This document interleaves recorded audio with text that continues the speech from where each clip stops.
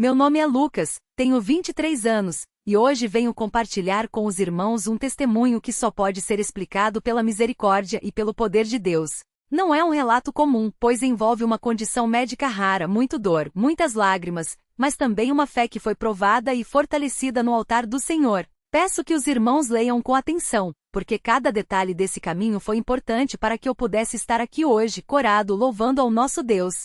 Tudo começou quando eu ainda era criança, por volta dos 8 anos de idade.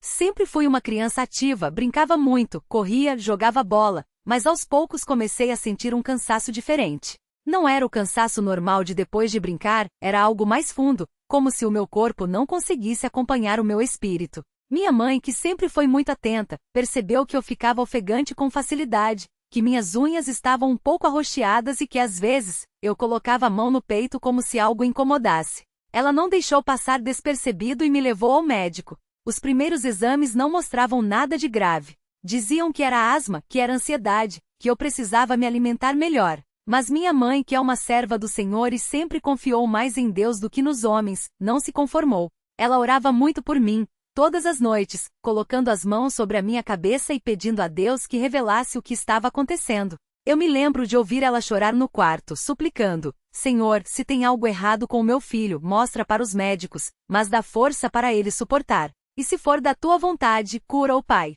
Aqueles momentos marcaram minha infância, porque mesmo não entendendo direito, eu sentia que Deus estava ouvindo.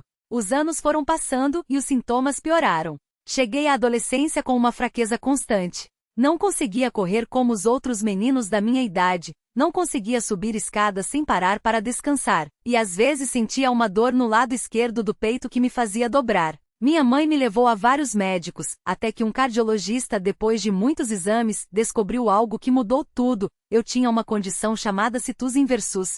Os irmãos podem não conhecer esse nome, mas é uma anomalia muito rara em que os órgãos do corpo estão invertidos, como se fossem um espelho. No meu caso, o coração estava do lado direito, o fígado do lado esquerdo, e os vasos sanguíneos não estavam nas posições normais. Além disso, eu tinha uma malformação grave nas veias que levavam o sangue para o coração, o que fazia com que o meu corpo não oxigenasse direito. Quando o médico explicou, minha mãe quase desmaiou. Ele disse que era um caso muito sério, que eu precisaria de uma cirurgia de alto risco, que poderia não resistir, que minha expectativa de vida era curta se não fosse operado, mas que a operação em si era perigosa demais. Eu me lembro do rosto do médico sério, olhando para mim como se já estivesse me despedindo.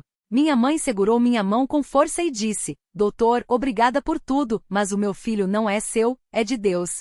E se Deus permitiu que ele nascesse assim, é porque ele tem um propósito. Nós vamos orar. O médico balançou a cabeça, como se não acreditasse, mas respeitou. Naquela noite, em casa, minha família se reuniu para orar. Meu pai, que é um homem de poucas palavras mas de muita fé, colocou as mãos sobre mim e começou a clamar a Deus. Minha mãe chorava, minhas irmãs também. Eu, mesmo sendo jovem, sentia um peso no coração, mas também uma paz que não vinha de mim. Meu pai disse: Senhor, tu és o médico dos médicos. Os homens dizem que não há jeito, mas nós sabemos que para ti nada é impossível. Se for da tua vontade, toca no corpo do Lucas, reorganiza os órgãos dele, coloca tudo no lugar certo, como tu criaste. E se não for, dá força para ele passar por tudo o que for necessário. Aquela oração me marcou para sempre. Os dias seguintes foram de muita angústia. Eu tinha medo da cirurgia, medo de não acordar, medo de deixar minha família sofrendo. Mas ao mesmo tempo sentia uma presença constante do Senhor. Todas as noites, antes de dormir, eu orava sozinho no meu quarto. Senhor, se tu quiseres me curar, eu aceito. Mas se não for assim, me dá força para não ter medo. Uma noite sonhei com um homem de roupas brancas que colocou a mão no meu peito e disse: Não temas porque eu sou contigo. Quando acordei, estava suando, mas com uma certeza no coração de que Deus estava no controle. A data da cirurgia foi marcada. Era para ser um procedimento de muitas horas com uma equipe grande de médicos. Minha família jejuou, os irmãos da congregação oraram, e eu me preparei para o que poderia ser o último dia da minha vida terrena. Na véspera fui à reunião na congregação, e o irmão que presidia naquele dia fez uma oração especial por mim. Ele não sabia dos detalhes, mas disse: Senhor, abençoa este jovem, fortalece-o, e se for da tua vontade, opera um milagre na vida dele. Aquelas palavras me deram uma força que não posso explicar. No dia da cirurgia, quando me levaram para a sala de operação, eu estava em paz. Os médicos me deram a anestesia, e a última coisa que vi foi o rosto da minha mãe, sorrindo através das lágrimas, dizendo: "Filho, Jesus está contigo." Quando acordei, não estava na UTI como deveria estar. Estava em um quarto comum, e minha mãe estava ao meu lado, chorando de alegria. O médico entrou e disse algo que ninguém esperava. Não sei como, mas não foi necessário operar. Os exames mostram que os órgãos do Lucas estão todos no lugar certo. As veias que estavam mal formadas estão normais. É como se ele nunca tivesse tido situs inversus. Minha mãe caiu de joelhos ali mesmo, louvando a Deus. Os médicos não tinham explicação. Disseram que era impossível, que nunca tinham visto um caso assim se reverter sozinho. Mas nós sabíamos. Deus tinha ouvido nossas orações. Ele tinha colocado a mão sobre mim e mudado a minha história. Não foi uma cura gradual, não foi uma melhora lenta. Foi um milagre instantâneo, um toque divino que só quem crê pode entender. Os dias seguintes foram de muitos exames, muitos médicos incrédulos, muitos olhares de espanto. Mas para mim foi um tempo de gratidão. Eu podia respirar sem dor, podia correr, podia viver sem medo. Minha família e eu voltamos à congregação para agradecer e naquela noite, quando me ajoelhei no altar, senti uma alegria que não cabe em palavras. O irmão que presidia leu Salmo 103, "Bendize, ó minha alma, ao Senhor, e não te esqueças de nenhum de seus benefícios.